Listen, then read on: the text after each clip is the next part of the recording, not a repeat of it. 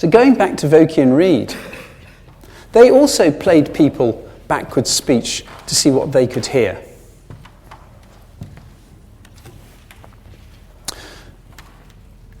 And they found that their participants could tell if the backwards speech came from a male or a female.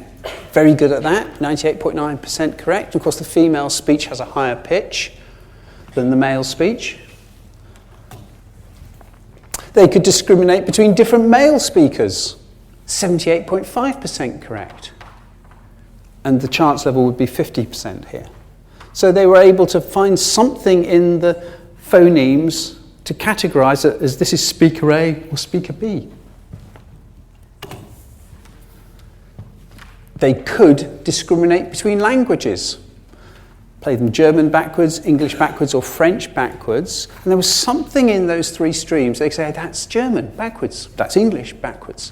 Here, you've got three languages, so chance would be 33%. They were 46.7% correct. Better than chance. Slightly, but significantly.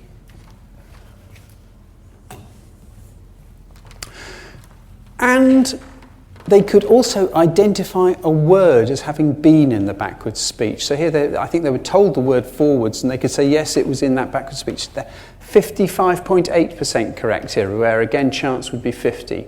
So they were just above the threshold. Most of the time, they couldn't do it, but they could do it just a bit more than would allow by guessing.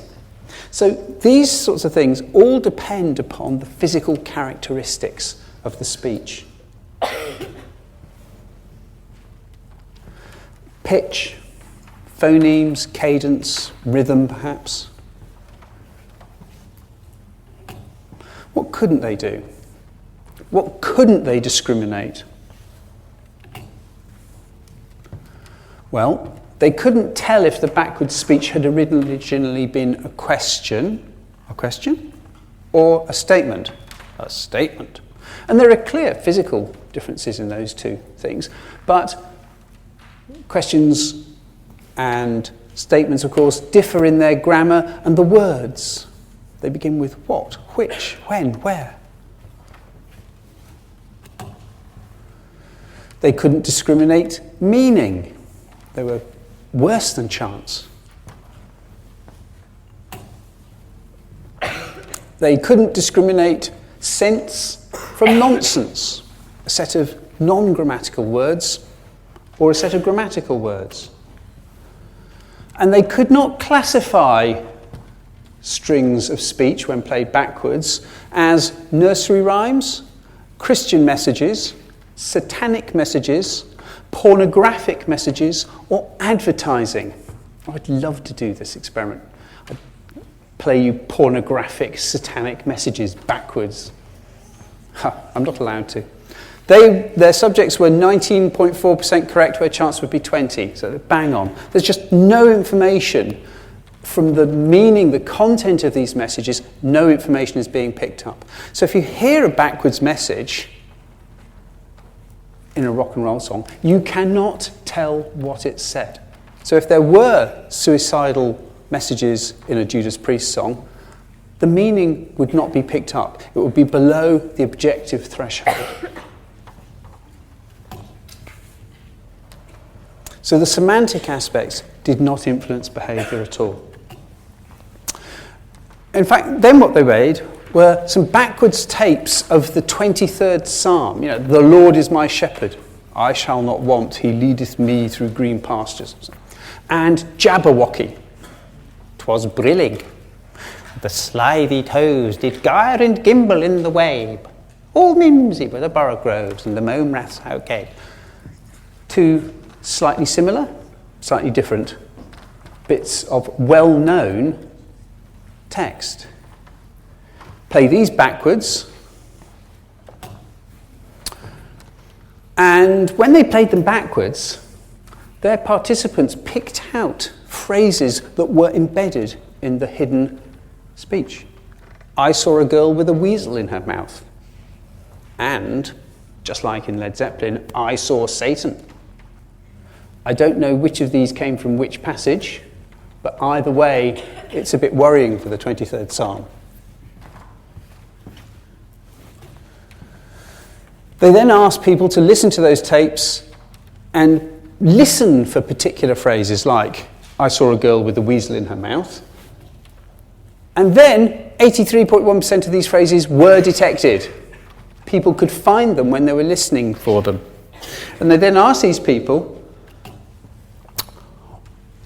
was that the first time you'd heard it, or did you hear it before and just were too embarrassed to say?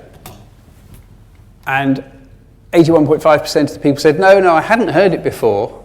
It was only when you told me to listen for that phrase that I could hear it. So just like you with Led Zeppelin, when you see the words, when you know what's supposed to be there, you can make the sounds fit your expectations, when those expectations have been made to be a bit conformant with the sounds in any case. So it's a question of pattern matching. Hypnopedia, another thing that relies on speech audio messages that you can't hear. This time you can't hear them because you're asleep. And you're supposed to be able to play these tapes to yourself while you're asleep and learn things from them. And there's a big market for these self-help tapes. I'm going to show you some. And on the surface, it says the programs sound like any other easy listening music or nature programs you may have heard, but there's a powerful difference. Carefully blended in the background are dynamic affirmations such as, I feel good, I am successful, etc., that make a long-lasting, positive impression. And while the conscious mind enjoys the pleasant music and nature sounds, the subconscious mind recognizes and receives the powerful, life-changing affirmations.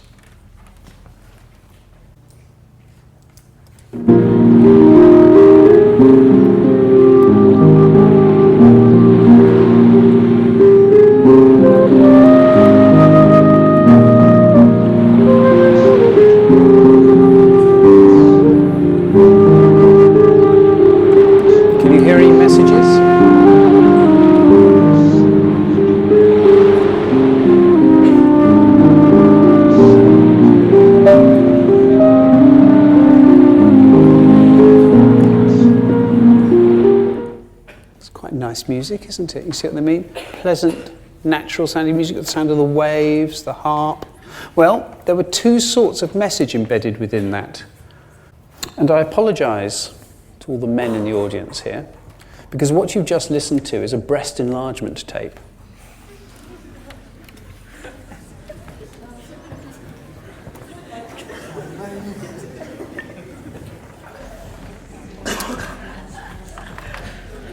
And, according to the website, it results in approximately 2 centimetres of breast growth and a fuller cup size within 30 days. And women, that tingling sensation, similar to that experienced in puberty as your breasts are growing. Very effective tape. Now, the results of this apparently were published in What Medicine, summer 2003. It's obviously a bumper issue. I have Googled, I have scholared, I have searched Web of Knowledge. I cannot find a magazine called What Medicine, let alone the summer 2003 issue. If it exists, it's certainly not a peer-reviewed journal. So like McVickery's study, this may well be apocryphal. Certainly with only 15 women, it's rather underpowered. So I don't believe it exists. And when we delve deeper into their methodology, what's happening here is that you're supposed to listen to this through headphones. And they claim that they are playing through their whole brain technology. You're getting meaningfully spoken, forward-masked, permissive affirmations are going to your left brain.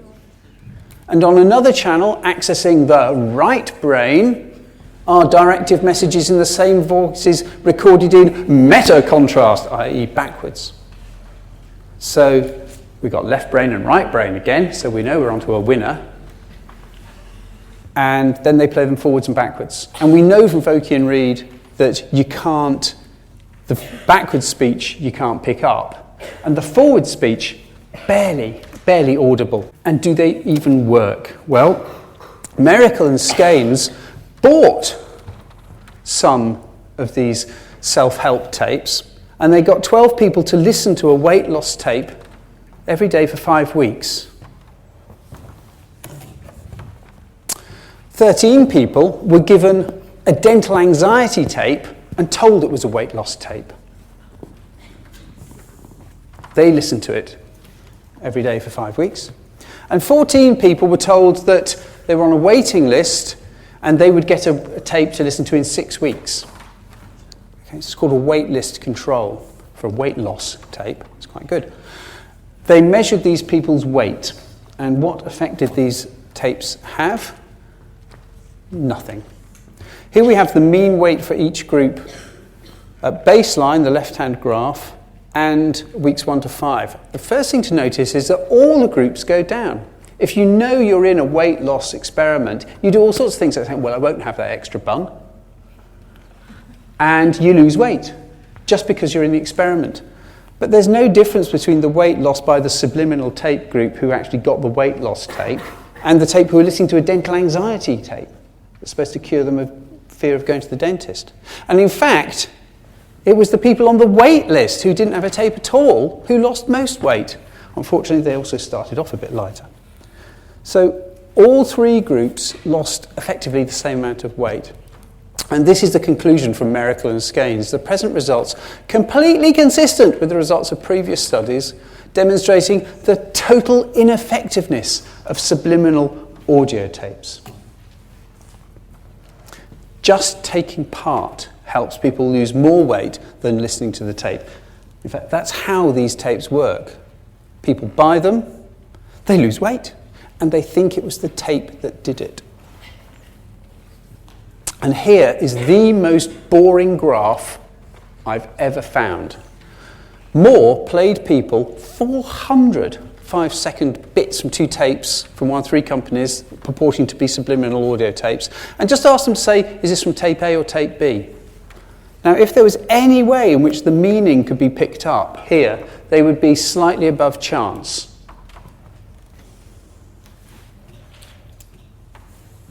Now, isn't that a boring graph? The horizontal line is chance, and whether they were listening to tape A, B, or C, and they were doing it at the start of the experiment or the end of the experiment, there was no behavioural effect whatsoever. Everybody was at chance performance. They just could not tell these tapes apart. The content had no effect on behaviour. So we've seen that the original claims for subliminal advertising were just made up. That hidden elements in visual pictures, while they're not really subliminal, because obviously you can see the whole picture, they have no effect, as Vokey and Reed demonstrated.